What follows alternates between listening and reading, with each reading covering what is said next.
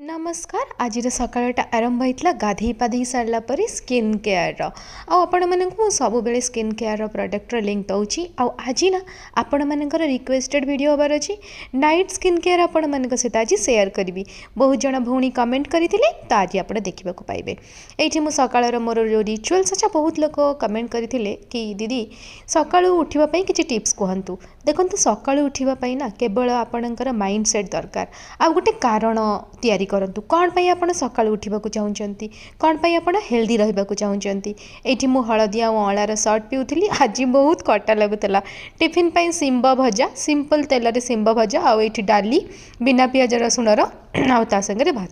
भात क्षमा करेंगे तंटीर अवस्था ठीक नहीं ये मु मार्केट रू आसला परे डिनर रे ये मु खाई